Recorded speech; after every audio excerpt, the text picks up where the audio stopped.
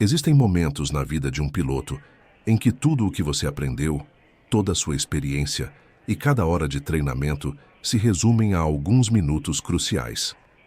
Esta é a história de uma dessas noites que jamais esquecerei. Meu nome é Ricardo Mendes, tenho 42 anos e há quase 2 décadas comando aeronaves comerciais.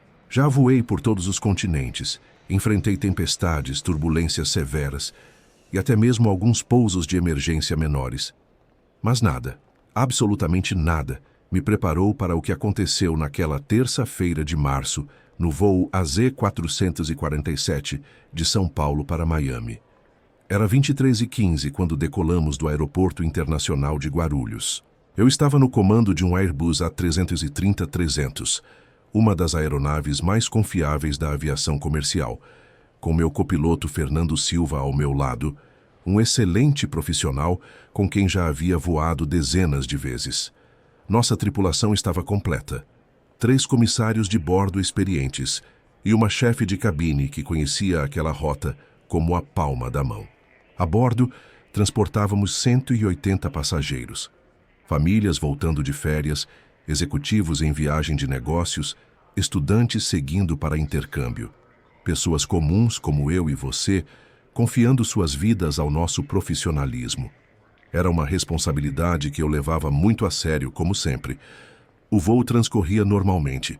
Havíamos cruzado o território brasileiro sem intercorrências, sobrevoado as águas cristalinas do Caribe, sob um céu limpo e estrelado. Estávamos a 37 mil pés de altitude, voando a Mach 0.82, com todos os sistemas funcionando perfeitamente. O piloto automático estava engajado. Os motores Rolls-Royce Trent 700 ronronavam suavemente, e eu aproveitava para revisar os procedimentos de aproximação para Miami, ainda a 2 horas de distância. Fernando estava checando as condições meteorológicas no destino quando aconteceu. 23h47. Um estrondo ensurdecedor sacudiu toda a aeronave. Não foi um barulho qualquer.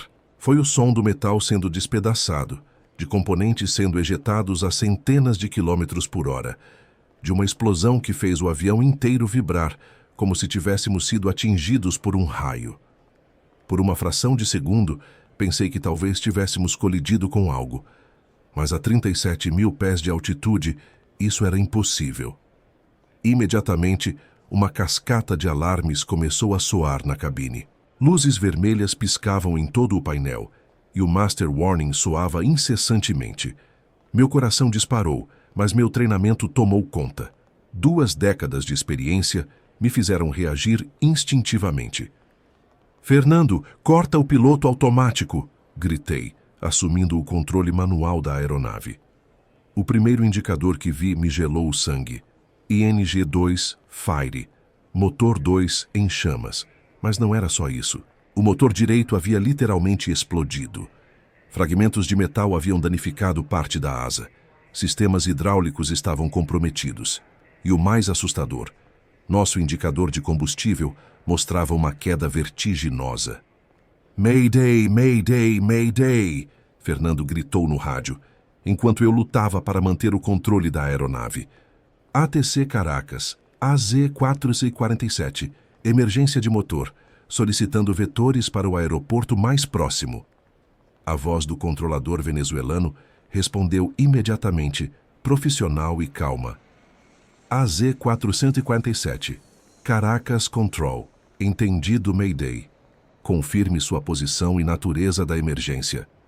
"Caracas Control, AZ-447 a 180 milhas náuticas a nordeste de Caracas. Tivemos explosão do motor direito, possível vazamento de combustível, 180 pessoas a bordo. Solicitamos vetor direto para o aeroporto mais próximo." Enquanto Fernando se comunicava com o controle, eu executava os procedimentos de emergência que conhecia de cor.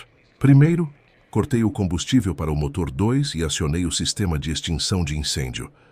O alarme de fogo parou, mas nossos problemas estavam apenas começando. Checando os sistemas, descobri que a explosão havia danificado mais do que imaginava. Tínhamos perdido um dos 3 sistemas hidráulicos, o que significava que alguns controles de voo não responderiam normalmente. Pior ainda, estávamos perdendo combustível a uma taxa alarmante. Se meus cálculos estivessem corretos, tínhamos no máximo 15 minutos antes de ficarmos sem poder para manter os sistemas essenciais funcionando. AZ-447, Caracas Control. O aeroporto Simón Bolívar está a 185 milhas náuticas a sudoeste da sua posição. Autorizo descida imediata para Flight Level 250 e rumo 240 graus. Caracas Control, AZ-447. Não temos 185 milhas de autonomia. Preciso de algo mais próximo. Urgente. Houve uma pausa que pareceu uma eternidade. Cada segundo contava agora. AZ-447 verificando. Aeroporto de Porlamar, Isla Margarita, está a 95 milhas náuticas a sudeste. Pista 0927, 2.400 metros de comprimento. É sua melhor opção. Porlamar. Eu conhecia aquele aeroporto. Havia pousado lá algumas vezes durante minha carreira, mas nunca em uma situação como esta.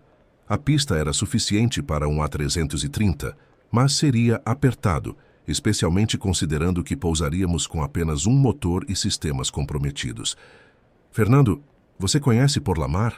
Perguntei enquanto iniciava uma descida de emergência. Já pousei lá 3 vezes. Pista curta, mas factível. O problema vai ser a aproximação com um motor só. Ele estava certo. Pousar um A330 com apenas um motor funcionando é um dos procedimentos mais complexos da aviação comercial. A aeronave tende a guinar para o lado do motor que falhou, exigindo constante correção com o leme.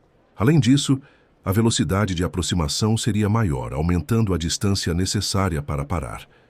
Enquanto descíamos, aproveitei para fazer um anúncio aos passageiros. Sabia que eles haviam sentido a explosão e ouvido os alarmes. Era importante manter a calma, mas também prepará-los para o que estava por vir. Atenção, passageiros. Aqui é o comandante. Tivemos um problema técnico em um dos motores e, por precaução, vamos fazer um pouso não programado no aeroporto de Porlamar, na Venezuela. A situação está sob controle, mas, por segurança, peço que sigam rigorosamente as instruções da tripulação de cabine. Estaremos no solo em aproximadamente 12 minutos. Tentei manter a voz calma e confiante, mas por dentro eu sabia que os próximos minutos seriam os mais desafiadores da minha carreira. Nossa chefe de cabine, Márcia, apareceu na porta da cabine. Comandante, como procedo com a cabine? Márcia, prepare para pouso de emergência. Posição de impacto. Remova objetos soltos. Verifique se todos os passageiros estão com cintos apertados. E prepare-se para uma eventual evacuação rápida no solo. Ela assentiu com profissionalismo e voltou para a cabine. Ouvi sua voz pelo sistema de PA começando a orientar os passageiros sobre as posições de segurança. O tempo estava se esgotando rapidamente. Nosso combustível continuava vazando, e eu podia ver pelos instrumentos que os níveis estavam perigosamente baixos. Pior ainda, começamos a ter problemas elétricos. Algumas luzes do painel começaram a piscar intermitentemente, sinal de que o gerador do motor danificado havia parado de funcionar. E estávamos dependendo apenas da energia do motor esquerdo e das baterias de emergência. AZ-447, Caracas Control, bombeiros e ambulâncias estão sendo posicionados em Porlamar. Confirme almas a bordo. Caracas Control, AZ-447, confirmamos 180 passageiros mais 5 tripulantes, total 185 almas a bordo. A palavra almas sempre me dava arrepios. Era o termo técnico usado em emergências, mas carregava um peso simbólico terrível. 185 almas dependiam das minhas decisões nos próximos minutos. Chegamos a 15.000 pés, quando recebemos o vetor para Porlamar. Através do para-brisa, já conseguia ver as luzes da ilha de Margarita se aproximando. Era uma visão reconfortante, mas eu sabia que o mais difícil ainda estava por vir. Fernando, revise comigo os procedimentos de aproximação com um motor. Velocidade de aproximação, 155 nós, ao invés dos 140 habituais. Configuração de flaps limitada para evitar assimetria. Uso contínuo do leme para compensar a tendência de guinar à direita. Autobrake no máximo após o toque. Perfeito. E se não conseguirmos parar na pista? Área de segurança de 90 metros após o fim da pista depois vegetação e uma estrada. Não era o cenário ideal, mas tínhamos opções. O importante era colocar a aeronave no solo em segurança. A Torre de Porlamar entrou em contato. A Z-447, Torre Porlamar, pista 09 em uso, vento calmo, QNH PES-13, cleared for emergency approach runway 09. Torre Porlamar, a Z-447, cleared for emergency approach runway 09, QNH PES-13. Iniciei a aproximação final. A 5.000 pés, configurei os flaps para 15 graus. Menos do que o normal para evitar criar mais arrasto assimétrico. A aeronave estava pesada, ainda com muito combustível que não conseguimos queimar devido ao tempo escasso. Foi então que o segundo problema apareceu. A 3.000 pés, nossas luzes de cabine piscaram e se apagaram por alguns segundos. Estávamos perdendo energia elétrica mais rápido do que esperado. Se o sistema elétrico falhasse completamente durante a aproximação, perderíamos os instrumentos de navegação, as luzes da pista e até mesmo os freios assistidos. Fernando, temos problema elétrico. Monitore os instrumentos de backup. Sistemas backup confirmados, mas bateria de emergência mostra apenas 8 minutos de autonomia. 8 minutos. Era exatamente o tempo que precisávamos para completar a aproximação e o pouso. Não havia margem para erro. A 2.000 pés, pude ver claramente a pista de Porlamar iluminada à nossa frente. Parecia menor do que eu lembrava, mas era nossa única opção.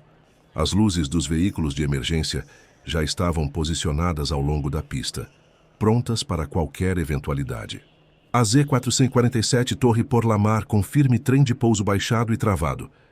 Olhei para o painel. 2 luzes verdes confirmavam que o trem principal estava baixado, mas a luz do trem de nariz piscava em âmbar. Outro problema. Torre Porlamar, a Z-447. Trem principal confirmado baixado e travado. Trem de nariz indicação duvidosa. A Z-447, entendido. Bombeiros reportam que visualmente, o trem de nariz parece estar na posição correta. Foi um alívio temporário, mas eu sabia que poderíamos ter problemas de direcionamento no solo se o trem de nariz não estivesse completamente funcional. A 1.000 pés, executei o checklist final. Velocidade estabilizada em 155 nós. Configuração de pouso confirmada. Sistemas de emergência prontos.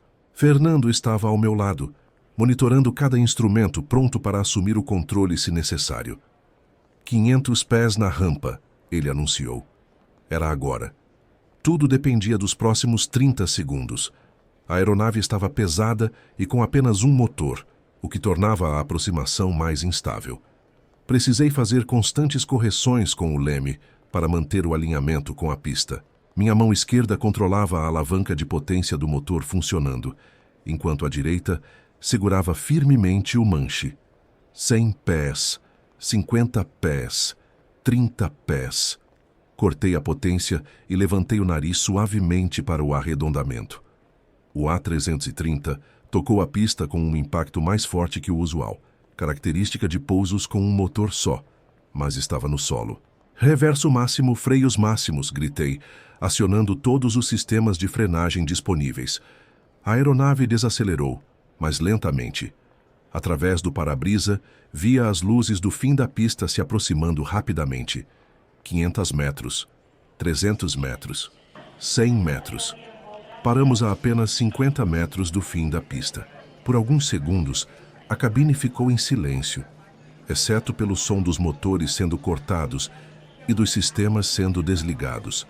Fernando e eu nos olhamos, respirando pesadamente. Excelente trabalho, comandante, ele disse, com a voz embargada. Mas nosso trabalho ainda não havia terminado. Precisávamos evacuar os passageiros rapidamente. O motor danificado ainda apresentava risco de incêndio, e nossa aeronave estava em uma situação vulnerável. Torre Porlamar, a Z-447 no solo com segurança, solicitamos inspeção externa da aeronave e veículos de emergência em posição. A Z-447, entendido. Bombeiros se aproximando para inspeção. Parabéns pelo excelente trabalho. Márcia apareceu na porta da cabine novamente. Comandante, passageiros estão calmos, mas ansiosos. Como procedo? Vamos aguardar a inspeção dos bombeiros. Se tudo estiver seguro, desembarque normal. Se houver qualquer sinal de perigo, evacuação de emergência. Os próximos minutos foram tensos. Através das janelas, vimos os bombeiros inspecionando o motor danificado com equipamentos térmicos. Finalmente, o chefe dos bombeiros se comunicou conosco via rádio. AZE 447. Inspeção externa concluída. Motor 2 não apresenta sinais de fogo ou superaquecimento. Autorizado desembarque normal. Foi o momento mais aliviante da minha vida. O desembarque transcorreu normalmente. Um por um, os 180 passageiros deixaram a aeronave, muitos deles se aproximando da cabine para agradecer. Uma senhora idosa segurou minha mão e disse: "Obrigada por nos trazer para casa em segurança." Um executivo comentou que nunca mais reclamaria de turbulência. Uma criança perguntou se eu era um super-herói. Não sou super-herói. Sou apenas um piloto que fez o que foi treinado para fazer.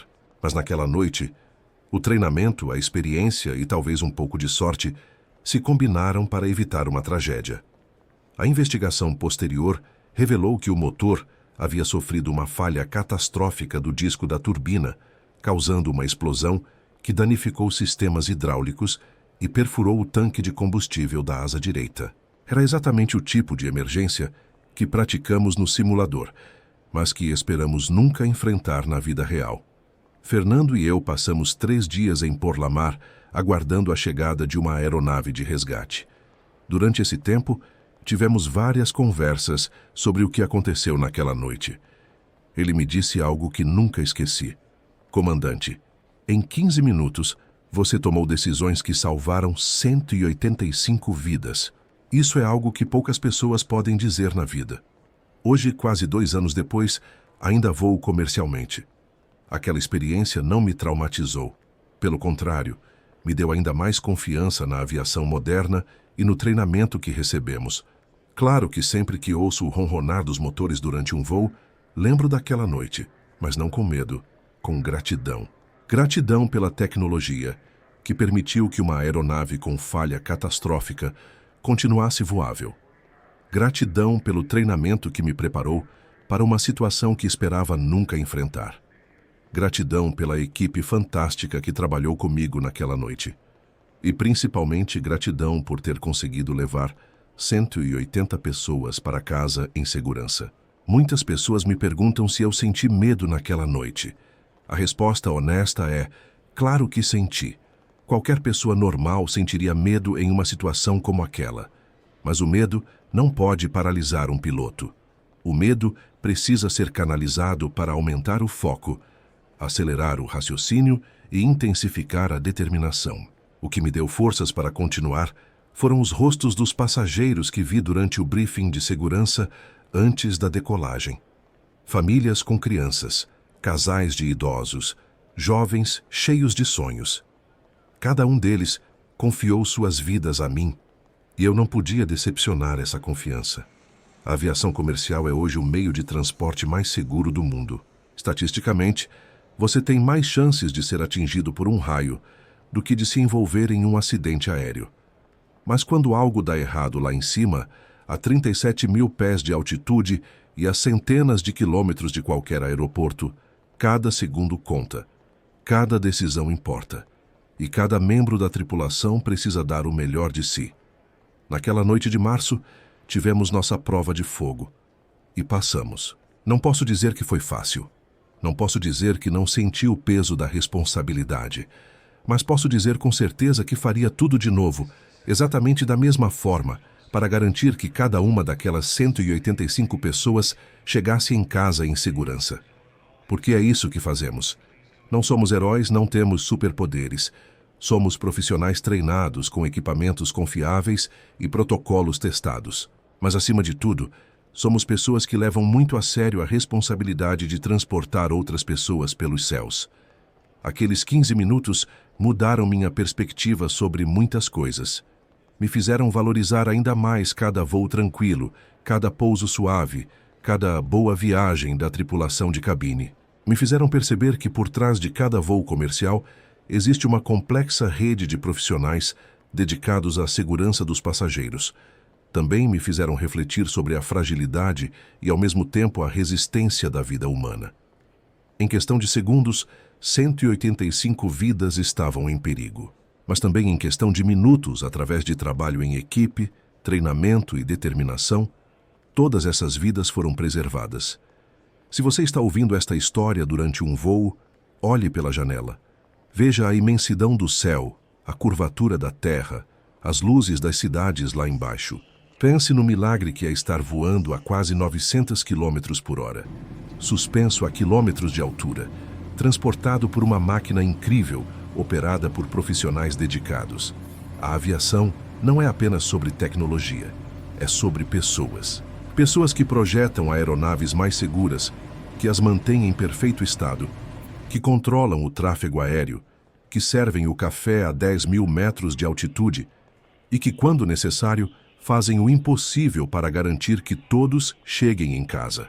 Naquela noite sobre o Caribe, quando o motor explodiu e tivemos apenas 15 minutos para salvar 180 pessoas, não foi um milagre que nos salvou. Foi a combinação perfeita de treinamento, tecnologia, trabalho em equipe e, sim, um pouco de sorte. Mas, principalmente, foi a determinação de não desistir nunca, nem por um segundo. Porque lá em cima, a dezenas de milhares de pés de altitude, quando tudo dá errado, quando os alarmes soam e as luzes vermelhas piscam, não existe plano B. Existe apenas o plano A. Fazer tudo certo, na primeira tentativa, porque não há segunda chance. E quando você consegue, quando coloca aquela aeronave no solo em segurança e vê 180 pessoas caminhando para longe da aeronave com suas próprias pernas, carregando suas bagagens de mão e abraçando seus entes queridos. Bem, não existe sensação igual no mundo. É por isso que eu vou. É por isso que, mesmo depois daquela noite terrível e maravilhosa ao mesmo tempo, eu continuo subindo naqueles cockpits, checando aqueles instrumentos, conversando com os controladores de tráfego aéreo usando o alfabeto fonético que conhecemos de cor. Alfa, Bravo, Charlie, Delta, Echo, Foxtrot. É por isso que, toda vez que anuncio, senhores passageiros, preparem-se para o pouso, eu sinto uma responsabilidade renovada. Porque eu sei o que significa realmente ter 180 vidas em suas mãos.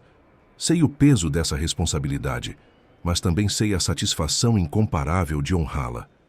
Hoje, quando jovens pilotos me perguntam sobre aquela noite, eu sempre digo a mesma coisa. Espero que vocês nunca passem por algo assim. Mas se passarem, lembrem-se de que vocês foram treinados para isso. Confiem no treinamento, confiem na aeronave, confiem na equipe e, principalmente, confiem em vocês mesmos.